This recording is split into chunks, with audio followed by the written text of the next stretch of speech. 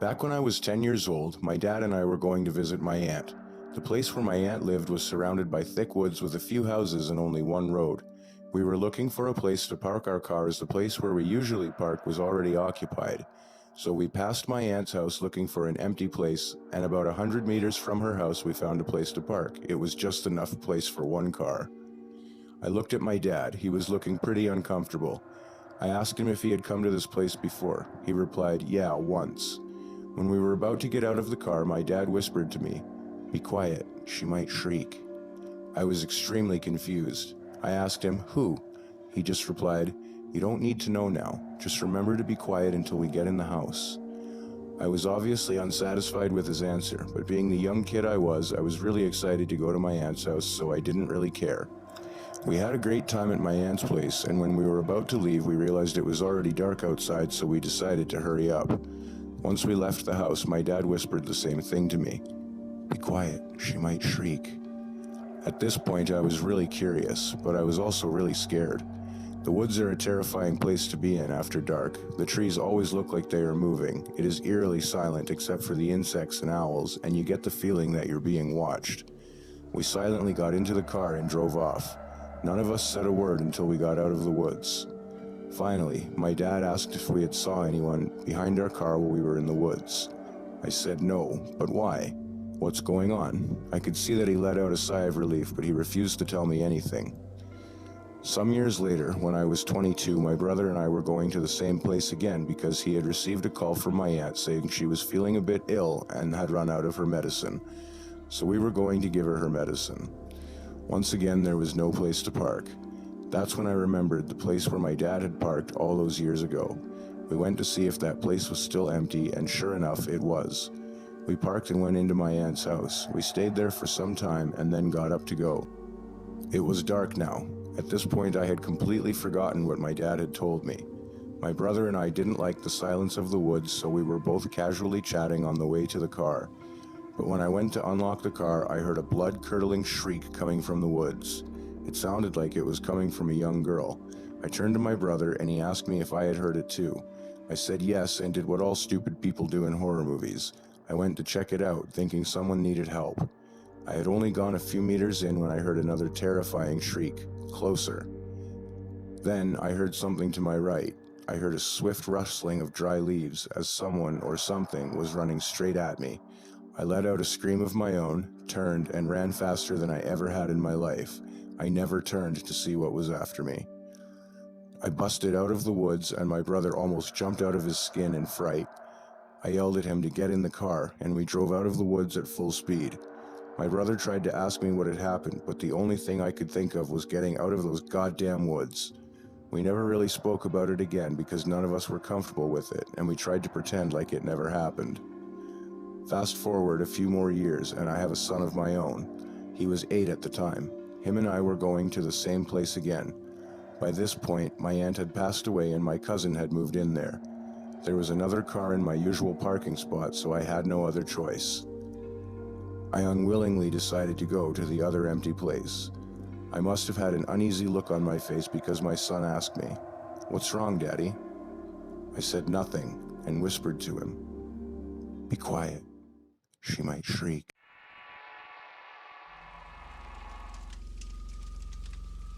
My family moved to Japan when I was a small child, around 7 or 8 years old. My dad had just landed a huge promotion in his company, and they gave us a rather decent house near Tokyo. I remember I was very excited as I had never lived in a house with more than one floor. I immediately picked a bedroom on the second floor as I had fantasized about sliding down the banisters like other children did in the movies. I remember playing with my toys one day when suddenly I heard a woman's voice. "Do you want to play hide and seek?" I looked around and saw no one. I walked around my room looking in the closet and under my bed for a person or one of my talking toys. I found nothing. I went back to playing when the voice came again. "Let's play hide and seek. I'll count." I giggled, thinking it was my mom or dad playing with me. I ran down the hall to the bathroom, climbing into the bath. I pulled the curtain and waited. A few minutes later, my dad pulled the curtain. I laughed, saying, "You won!" And we went downstairs to have dinner. This was only the beginning. The lady kept asking me to play hide and seek, and whenever I hid, my parents were always the one to find me. When they asked why I kept hiding, I told them the lady wants to play hide and seek.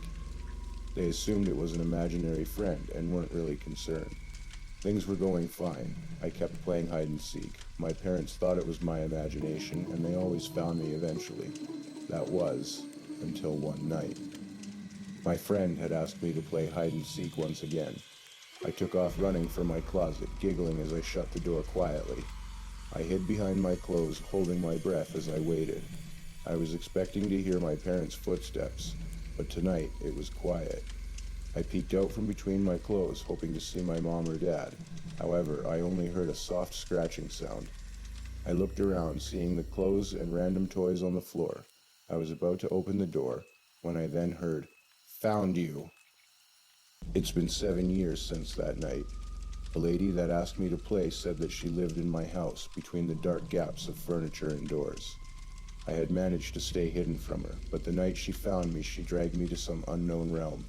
Demons and monsters too grotesque to even describe wander around looking for their next meal. I've managed to find others like me, kidnapped and dragged to this awful place. They've accepted me into their group, teaching me to hunt and defend myself. If you've ever wondered what monster tastes like, you'll never eat calamari again. When I asked if there was a way out, they all told me it was hopeless. I'm going to be in this place until the day I die. Scratching these words into the ground with a stray bone is the only thing keeping me sane.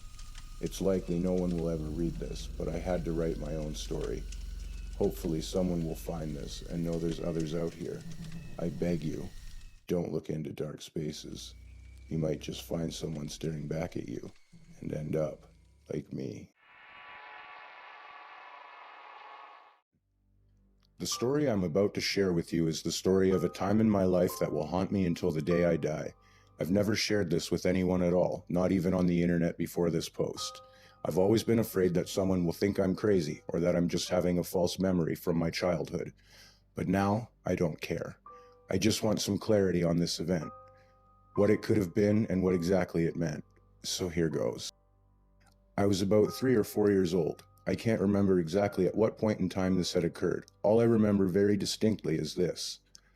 One night, I laid awake until the late hours of the night. I had an overwhelming sense of being watched. The room felt cold, and I heard the branches of a tree outside grazing my window. Just as I'm about to close my eyes and try to sleep, I heard 3 soft knocks by my door. I turned to my left and looked out into the hallway and saw my dad peering in from the side. I don't remember exactly what he said, but I remember that he came in, talked with me for a minute, and I felt pretty comforted. I fell asleep right after that. Nothing too weird the first night, but I promise this goes from 0 to 10 within the span of a few days. The next night is when things started to get weird. Once again, I couldn't sleep and was up late. I heard the 3 knocks by my door, and this time my dad was standing in the center of my door frame. He didn't say anything, just stared at me with a blank expression on his face. I wasn't sure exactly what was going on, but I remember feeling uneasy. I asked him what he was doing multiple times, but he didn't say anything, just stood there staring. After a few minutes, he just walked away, but never broke eye contact. I didn't think much of it and drifted off to sleep. The third night is when things became a bit more sinister and odd. No matter how hard I tried to sleep, I just couldn't. I felt so anxious for seemingly no reason. I was sweating buckets and felt cold. Again, I heard 3 knocks on my door. "Dad?" I said as I looked at my door. This time, my dad was standing in the center of the doorway, staring and smiling at me with a big smile. As a kid, I thought he was just joking around or something, so I laughed at him. I said something like, "You're silly, Daddy." And then he just walked away without breaking eye contact or breaking the big smile. The final night is when, even as a toddler, I knew something was horribly wrong with my dad. Same routine, stay up late, and the 3 knocks by my door. Only this time, when I looked at my door, my dad wasn't there. I was confused, but I didn't overthink it and began to drift off to sleep. I'm not sure how much time had passed, but it seemed that in an instant I woke up and my dad was standing at the foot of my bed. He just stood there, staring at me and smiling menacingly. He looked psychotic. It creeped me out, and I was on the verge of panicking. "Daddy?" I asked. He didn't say anything. He just smiled bigger and started breathing heavy. He looked terrifying. I screamed for my mom. My dad quickly leaves the room, still not breaking eye contact, and looked as if he was laughing through his teeth without making any sound. I was so terrified. My mom came rushing in. She was almost as shook up as I was. "Jake, what's wrong? What's wrong?" she shouted. I was crying and couldn't bring myself to explain what had happened. She eventually calmed me down and I explained what I had saw. She told me I had just had a bad nightmare and that everything is okay. I knew what I had experienced, but to sort of comfort myself, I convinced myself it really was just a dream. My mom leaves the room, and just as she does, my dad enters my room. "Hey, what happened, bud? Your mommy said you had a bad dream," he asked softly and with concern. I continued to explain what I saw, and he told me everything is okay. He gave me a hug and then said, "I'll always be with you, Jake," with a smile. I smiled back, told him I love him, and laid back down. "Love you too, son. Get some sleep," he said as he exits my room. Flash forward to last night. I am now 16. I sat down at the dinner table with my mom. I had found out later in life that my dad had passed away when I was at a young age, but I never knew the full details. So I decided I was going to ask my mom to tell me more about him and how and when he had passed.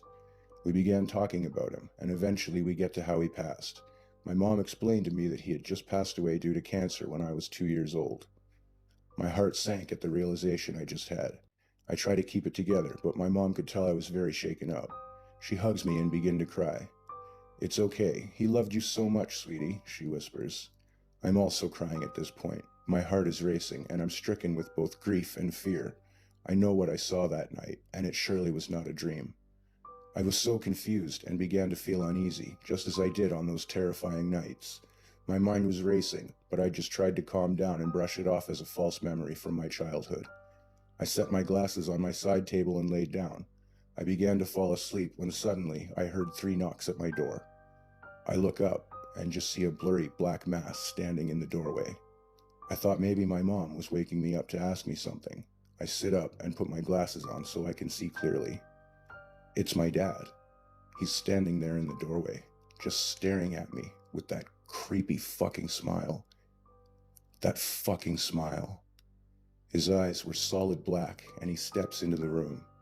I'm absolutely terrified and frozen in place. He cocks his head to the side slightly and says with a big smile, "This isn't a dream."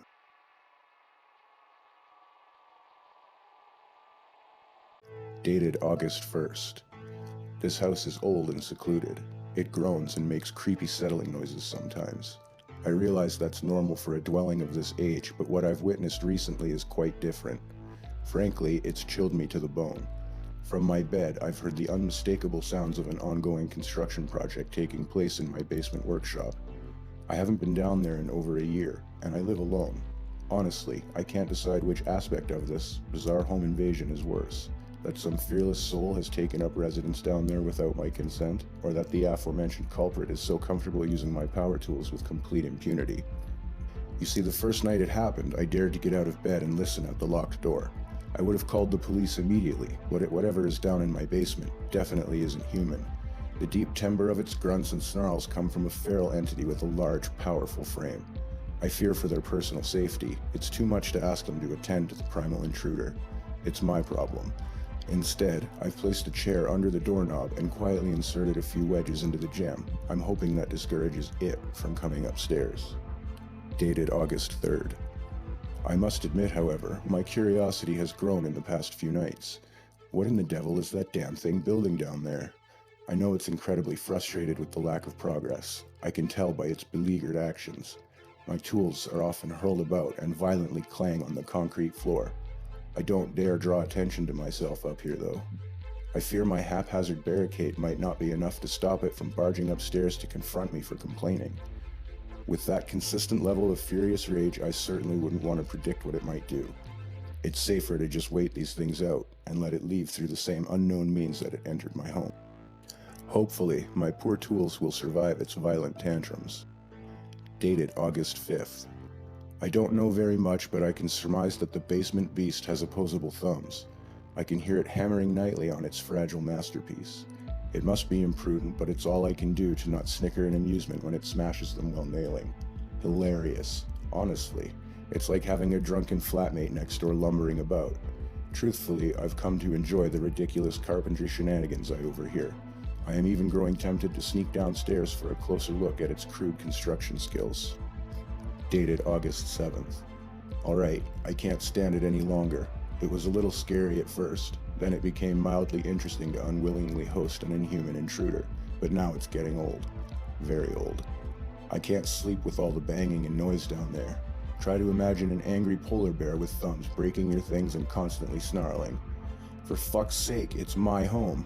I'm not scared of supernatural carpenter beasts any longer. I'm going down there to shoo it away. The preceding diary entries were legally obtained from Mr. Benjamin O'Rourke's personal online blog. Mr. O'Rourke was reported missing a couple of days ago. His whereabouts are currently unknown. If you have any information about him, please contact Detective Middleton at the Metropolitan Station.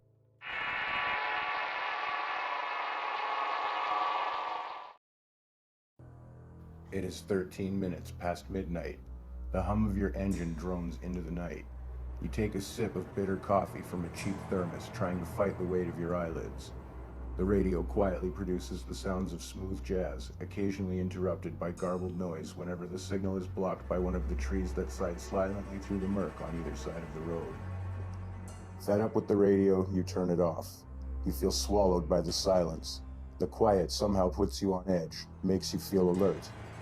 You turn a corner and see a small bridge illuminated by a single orange lamp. Moonlight gently glitters off the surface of a river below. It would be a tranquil scene if it were not for the body laying supine in the center of the bridge. Is it a body? Whatever it is right outside the reach of your headlamps. Maybe it is a deer. You know in your heart that it is not a deer. The hairs on the back of your neck stand at attention as you lower your speed and bathe the object in the white glow of your headlights. There is no mistaking it now. It is a corpse. You stop your car and sit silently behind the wheel. You know that the right thing to do is to get out and make sure that it is not someone that needs your help, but deep inside you feel an irrational terror that freezes you in your seat. Something is wrong. Beyond the fact that someone is dead, something is terribly wrong. You take a moment to collect yourself and glance at the rearview mirror. There is nothing on the road but dead leaves and the red luminance of your brake lights. Only then do you realize that your foot is pressing against your brake pedal so hard that it has started to ache. You put the car into park and take a deep breath. Against all of your instincts, you decide to get out. Maybe you can move the body, speed into the night, and forget that this ever happened. You open the door and turn towards the body. It is gone. There is nothing on the bridge. Nothing at all. You frantically get back into your car and lock the doors. You glance in the rear view. Still just leaves on the road. You aren't going to wait around to find out what happened to the body. You put the car into drive and speed over the bridge as if your life depended on it. Maybe it does. As you rocket through the woods, you hear a strange sound, a soft sliding sound akin to a whisper. You look at the radio, but it is still turned off. You raise your eyes back to the road. Bang! An arm slams into your windshield, dangling from the roof. In a panic, you swerve and hit a huge oak. Blackness. How long were you out? In a daze, you push the airbag away and slide out your door onto the asphalt. You hear a clang as your thermos falls out with you. You roll over on your back to see what is on the roof of your car. Nothing. The gnarled oak tree towers over the scene. You are laying on glass, blood, and black coffee, too stunned to care. Almost too stunned to notice the sound that is now interrupting the inky black silence. Feet on leaves. Whispers. With great effort, you flop your head backwards to see three dark figures coming out of the tree line. Warped, disfigured silhouettes against the infinite black of the forest. They emerge from the darkness, into the light of your remaining headlight, revealing smooth, eyeless faces. Somehow, you still feel that they are looking at you. You close your eyes and wait for the inevitable. It is 23 minutes past midnight.